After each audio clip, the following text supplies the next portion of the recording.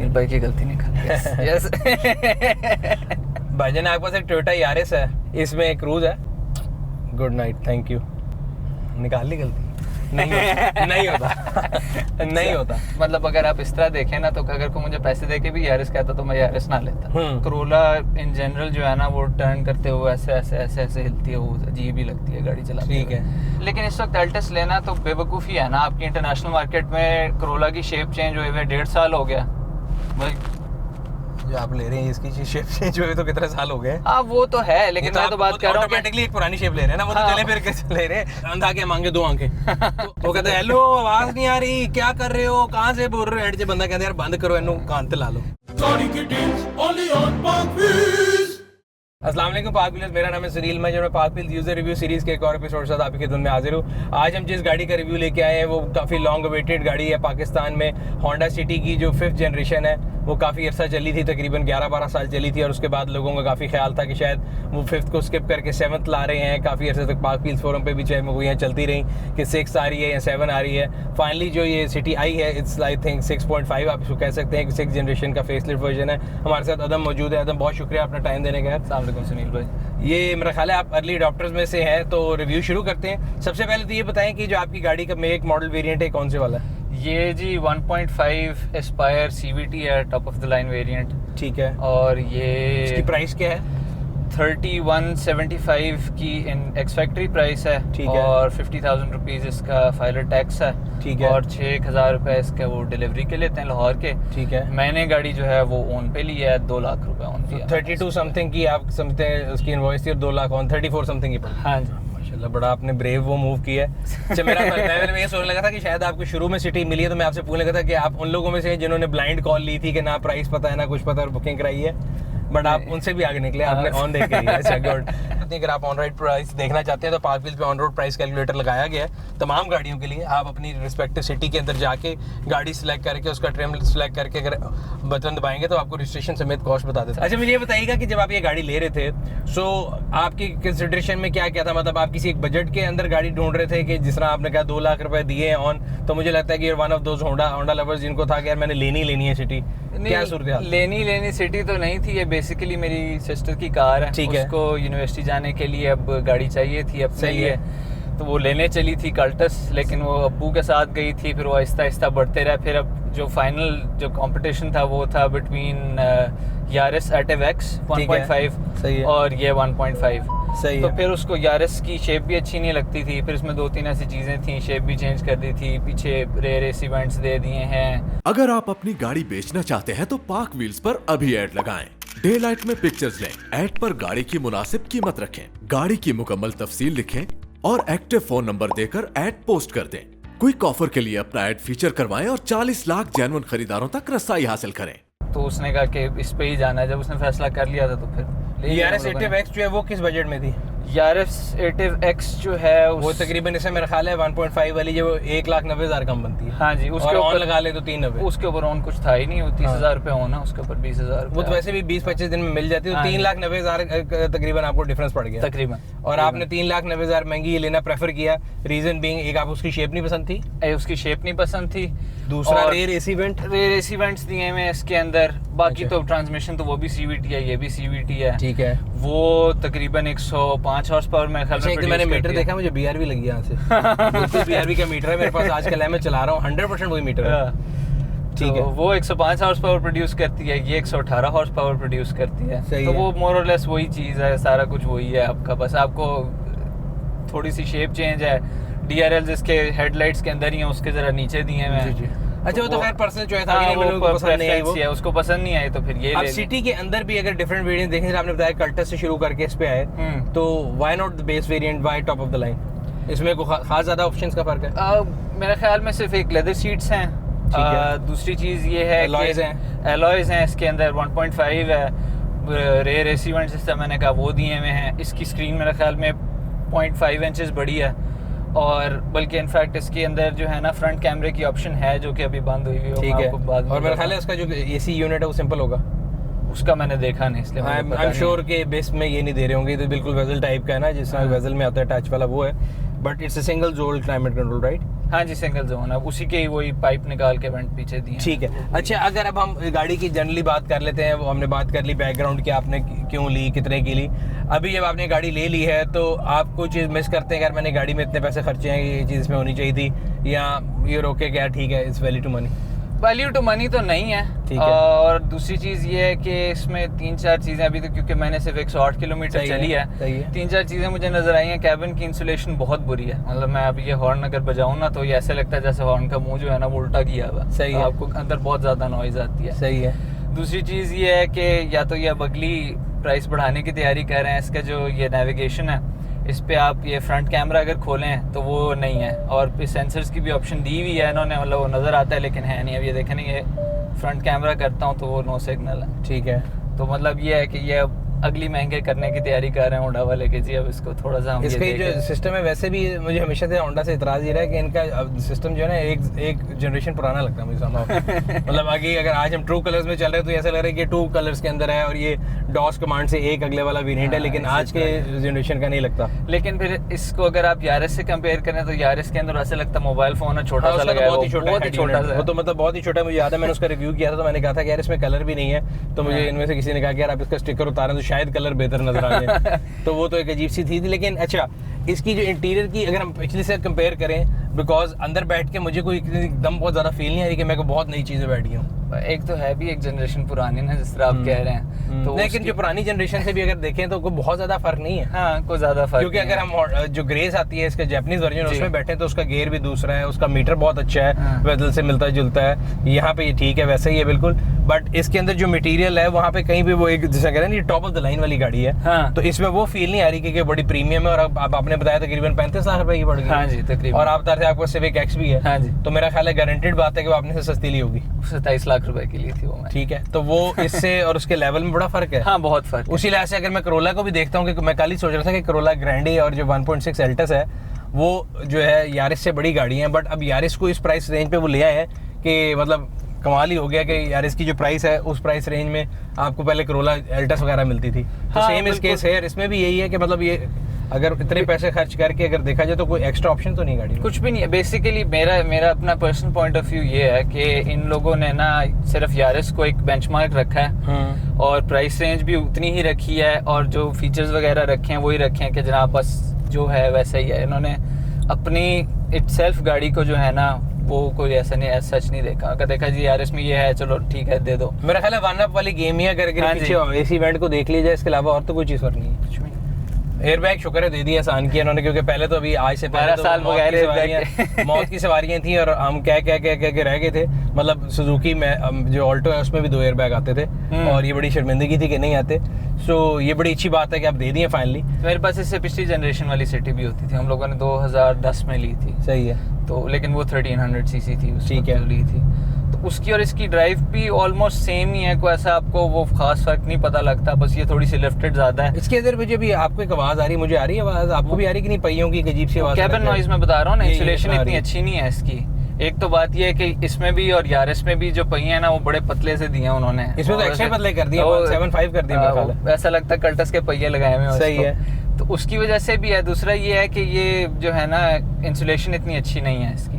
अच्छा, तो ये एक बड़ा मसला है इसके अंदर। अच्छा, इसके सेलेंट फीचर्स की बात करें, एक मिनट में और आप मेरा ख्याल है दोनों बहुत ज्यादा ही दूसरी साइड पे चले गए हैं कि होंडा वाले कहेंगे पता नहीं शायद टोयोटा वालों ने प्लांट करके भेजे हैं दोनों। तो ये बताएं कि इसमें आज तक टोयोटा नहीं रखी वैसे सारी गाड़ी। आपने भी इंटरव्यू कर रहा था कि होंडा लवर है, तो इसीलिए मैंने कहा कि चलें फिर तो आप बेहतरीन आदमी है रिव्यू करने के लिए। आपको अगर कोई कहे कि यार मुझे किसी को इसके सेलेंट फीचर्स बताएं, वो क्या क्या है? सेलिएंट फीचर्स इसके अंदर स्टीयरिंग पे कंट्रोल्स दिए हुए हैं, इसके नेविगेशन के क्रूज कंट्रोल है आपका, आपके अच्छा क्रूज कंट्रोल है। हाँ, क्रूज कंट्रोल। पहले सिटी में क्रूज कंट्रोल नहीं आता था? नहीं, तो ये बड़ी अच्छी ऑप्शन। हाँ ठीक है, लेकिन यारिस में भी है, तो वो यारिस में आफ्टर मार्केट लगाना पड़ता है, पार्क व्हील स्टोर से मिलता है। 1.5 में क्रूज नहीं, ये जा रहे थे उसको दरवाजा खड़का के पूछ लेते कि भाई ये क्रूज है नहीं है, करके आपने लगवाना है तो ये लेके ऑटो स्टोर का मैसेज फ्री में आ गया। तो पार्क व्हील ऑटो स्टोर से मिलता है क्रूज, आप लगा सकते हैं 5000 रुपए में। लेकिन अगेन वन अप पॉइंट है, मैं इसीलिए बड़ा इंप्रेस हूँ जब आपने बोला ना क्रूज है। हाँ, और मैं तो स्टीयरिंग को उस टाइम से देख रहा हूँ, ये सेट और रेज, मैंने कहा यार कमाल कर गए ये। मुझे ये लग रहा था है उसमें नहीं। अच्छा, क्रूज है, क्रूज है और इसके अंदर और सेलेंट फीचर में इसमें 2 एयरबैग हैं, 2 एयरबैग, इकोनॉमी का बटन है। हाँ, यार इकोनॉमी का बटन बकवास है, मैं पाकिस्तान की सारी गाड़ियों में आपकी साइकिल से खेलते हैं, आप इकोनॉमी का बटन दबा लें और सामने एक फ्यूल एवरेज रख लें, आप पूरा दिन अपने आप को चैलेंज करते रहते हैं कि मैंने भी इस एवरेज को और ऊपर लेके जाना है। मैं चला रहा था ना गाड़ी, तो मेरा पाँव रेस से बिल्कुल दबता ही नहीं है। पीछे वाले हॉर्न दे रहे थे, मैं कहता नहीं आप मैंने ये 14 पे एवरेज लेके जानी है, तो वो तो एक उसका एसी ठंडा करना बंद कर देता तो इकोनॉमी खुद ही बेहतर हो जाता। और वैसे वो हायर पे नहीं लेके जाता, वो ग्रीन लाइट वो बता रहा हूं, that's more of human psyche. अच्छा, एक आपने बताया पुश स्टार्ट है यार। हाँ, पुश बटन भी स्टार्ट सिविक वाला है। हाँ, लोकेशन है इस जगह पे अजीब सा है। जब मैं इसको शोरूम से भी लेकर आया था ना, मैं इधर देख रहा था, मैं कहा भाई इधर नहीं है, इस जगह दिया है। वो बड़ा इंट्यूटिव उन्होंने गेम किया। छुपा हुआ यहाँ से मेरा ख्याल है आप जहाँ बैठे वहाँ से नजर भी नहीं आता। नजर नहीं आता वो कि उन्होंने कोशिश की कि आपने घुटने से स्टार्ट करें। अच्छा, इसमें एक और बड़ी मजे की चीज है, यहाँ पे इन्होंने बटन दिया हुआ है ये साइड व्यू मिरर्स को ना ऑटो रिट्रैक्ट करने का। एक तो ये होता है ना जो कि मतलब कर देता है रिट्रैक्ट, एक ये इन्होंने इधर ना ऑटो का बटन दिया हुआ है कि ये आप दबाएं गाड़ी ऑफ करें तो खुद ही बंद हो जाए। अच्छा, वो आप गाड़ी जब बंद करेंगे तो बंद हो जाए। फिलहाल कर नहीं रही, या तो फ्यूज वगैरह इसका निकला होगा, कुछ सोच रहे होंगे इसको भी ऑप्शन देने की। लेकिन रिट्रैक्टेबल मिरर भी आ गए आज फरहान साहब नहीं तो मैं उनको और तबाता तंग करता। अच्छा, इसका जो गियर बॉक्स है कितने स्पीड है? 5 स्पीड है। 5 स्पीड है। अच्छा, इसकी जो मैंने सुना है जो सबसे पॉजिटिव चीज है और मैं फील भी कर रहा हूँ बैठ के, इट्स बिगर देन पिछली वाली सिटी। अगर आप पिछली कैबिन स्पेस देखें ना, तो ये पीछे जो बैठे हुए हैं हमारे भाई, इनका वैसे तो कद फरहान साहब से कम है, लेकिन फिर भी काफी जगह। क्यों सवीर साहब पीछे कैसा? काफी मेरा ख्याल है जो कैबिन स्पेस है, मुझे किसी ने यही बोला था कि आगे वाली कम है और पीछे वाली ज्यादा है, which I didn't believe at that time, but अब आई एग्री कि मैं 6 फुट का नहीं हूँ, लेकिन मैं अगर आगे बैठा हूँ और मैंने फुल पीछे की हुई है तो फासला थोड़ा कम है। तो अगर कोई बड़ी हाइट का बंदा आगे बैठेगा तो आगे वो परेशान रहेगा, पीछे जो है काफी जगह है। अच्छा, अभी आपने 100 किलोमीटर चलाई है, तो उस लिहाज से भी आपको फ्यूल एवरेज का आइडिया तो नहीं होगा? फ्यूल एवरेज ना इसकी बड़ी एक मजे की बात है कि जब मैंने निकला था तो इसके अंदर पेट्रोल बिल्कुल नहीं था। वो तो पेट्रोल इतना देते हैं कि आप पंप तक भी ना पहुंचे। फ्यूल डलवाया और इसका मीटर जो है वो रीसेट किया तो ये दे रही थी 8.7 की एवरेज। मैं बड़ा परेशान हूँ, मैंने कह रही तो बहुत बुरी एवरेज है। अच्छा, मैंने इसका फिर अगले दिन जो है ना दोबारा से रीसेट किया है, उस पर 23 किलोमीटर चली और 12.5 की एवरेज दे। अच्छा, तो ये पिक वाइज है वो कैसी गाड़ी? पिक वाइज गाड़ी अभी देख लेते हैं, लेकिन ये है कि इतनी बुरी नहीं है, अंडर पावर्ड नहीं लगती। पिछली जो सिटी थी ना वो अंडर पावर्ड लगती थी, उसको अगर आप रेस देना तो वो 2-1 सेकंड पहले सोचती थी अच्छा, उसके बाद वो बहुत ज्यादा शोर करती थी और फिर हिलना शुरू करती थी। 1.5। अच्छा, गाड़ी के साथ साथ लोगों को हमेशा होता है, आप तो खैर चीते आदमी है, आपने 2 लाख रुपए ऑन दे दिया है और मेरी तमाम तकारीर को आपने जो कैंसिल किया है। बस 2 लाख ऑन दिया क्यों आपने? गाड़ी उस दिन लेनी थी, कह कुछ और लेने थे, लेके कुछ और आ गए, तो वो जब तो यार फिर होंडा वालों की बात ठीक है, मैं तो कहता रहता हूँ जब चीखे मारता तो वो कहते हैं ना बिलाव ये चीखे मारते हैं। मैं अब कह रहा था जी सिटी महंगी लेके आए, अगर महंगी है तो आप 2 लाख और ऊपर भी लेके आए, तो उनसे जब बात करो कहते हैं यार देखो हमारी गाड़ी की ट्रू वैल्यू तो ये है। उन्होंने तो पहले आपको मॉडल भी नहीं दिखाया, जिन लोगों ने बुकिंग पे लिया है उन्होंने तो गाड़ी भी नहीं देखी, उन्होंने पैसे दे दिए कि जी ठीक है तो लिए कि आप जैसे लोग आएंगे और हमसे ले जाएंगे तो आप उनको कामयाब करें। यही तो मैं कह रहा हूँ कि देखिए उनका मॉडल, उन्होंने ये कहा, जब मैं उन्होंने कहा यार आप गाड़ी महंगी लेके आ रहे हैं, यार इससे जो आपकी गाड़ी महंगी है, तो उनमें जितने मेरे जानने वाले थे उन्होंने कहा सर देख लेंगे, हमारी सिटी बिकती है। वैसे यारिस से ना ड्राइविंग वाइज ये बेहतर है, इसकी सीट्स भी ज्यादा कंफर्टेबल हैं। ठीक है, उसकी मेरे ख्याल में फैब्रिक की सीट्स आती हैं 1.5 में भी, इसकी लेदर सीट्स होने के बावजूद सिविक एक्स से भी ज्यादा मुझे कंफर्टेबल लगती हैं, उसकी बड़ी सख्त सीट्स हैं। अच्छा, इसके पार्ट्स वगैरह की कोई प्राइस चेक की? नहीं, होंगे तो महंगे ऑब्वियसली क्योंकि अभी तो आई है, लेकिन ये है कि उतने की होंगे। और कितने का होगा? 8,000 रुपये का बम्पर होगा। इनकी लेबर महंगी होती है, 3-4 हज़ार रुपये तो सिर्फ पेंट के ऊपर लेबर की ले लेते हैं होंडा वाले। अगर पार्ट्स आपने चेक नहीं किए? लेकिन पार्ट्स चेक। और एक और चीज़ मेरे जहन में है कि कोई चीज़ आप मिस कर रहे हो उस गाड़ी में? हाँ, फ्रंट कैमरा नहीं है, सेंसर्स नहीं है पार्किंग के लिए। अच्छा, उसके अलावा क्या मिस कर रहा हूँ मैं इस गाड़ी में? अच्छे पहिए, अच्छे पहिए तो हाँ, वो दूसरी अच्छे पहिए मतलब साइज तो एटलीस्ट बड़ा होना चाहिए। अभी तो ये जा रही होती है तो ये अगली गाड़ी जैसे ही पहिए दिए हैं हाँ, तकरीबन। सो बहुत ही पतले हैं। मैं भी अभी जब आपकी गाड़ी में बैठा तो रिम बाहर था, टायर अंदर था। रिम की शेप अच्छी खूबसूरत है। और लेकिन यही है ना कि फिर बंदा अब जाके आफ्टर मार्केट ही लगवाए, वो एक और खर्चा है फिर आपके ऊपर। जो मटेरियल है वो आपने पीछे डिग्गी में देखा, वो अभी फिर लोग कहते हैं कि जी मैं को गलती निकाल दी या किसी कंप्यूटर ने डाल दी। अभी आपने डिग्गी खोली है और उसकी हम दिखा भी देंगे लोगों को, खासतौर वीडियो में, कि हमने मैंने पार्क भी जो ब्लॉग पढ़ा था और मैंने उसके ऊपर कभी इतनी बात नहीं की। मैंने कहा एक आधे यूनिट में हो गया होगा गलती से, तो ये ऐसे नहीं हो सकता कि इतने साल से रिसर्च चल रही थी और स्टेल्थ मोड में होंडा गया हुआ था और पता लगता है कि पता नहीं कोई नया शाकार 12 साल की मेहनत के बाद हाँ, निकली 12 साल की मेहनत के बाद एक शाकार निकला और उन्होंने ऐसे उसको लॉन्च किया जैसे कोई लैम्बोर्गिनी नहीं आ रही होती। एक गाड़ी है वो डिफरेंट शोरूम्स पे फिर रही है, पता नहीं क्या हो रहा है। मुझे लोगों ने लिखा जी आप रिव्यू नहीं करते। मैंने कहा भाई ये नायाब हीरा जब मिलेगा तो कर लेंगे रिव्यू। मैं तो आपकी तरह ऑन देने के लिए नहीं भाई राजी। जिस दिन कंज्यूमर प्राइस पे गाड़ी मिलेगी उस दिन लेके रिव्यू कर देंगे। अच्छा, 3 लाख रुपए देके तो रिव्यू नहीं कर लगा मैं। बुकिंग टाइम पता नहीं कितना होगा इसका? वो यार बुकिंग टाइम भी एक फैशन है, मतलब जिसको मैं वही बात है अंधों में काना राजा वाली स्टोरी है, या लोग पागलों की तरह बुकिंग कराते हैं, ना गाड़ी दिखाई है ना प्राइस बताई है ना ऑप्शन बताई है कि जी हमने 7,000 बुकिंग ले ली, 8,000 12,000 बुकिंग का नंबर आया। फिर कैंसिलेशन का किसी ने बोला कि जी जब प्राइस आई कि प्राइस लोगों की एक्सपेक्टेशन थोड़ी ज्यादा थी तो 3,000 कैंसिलेशन हो गई।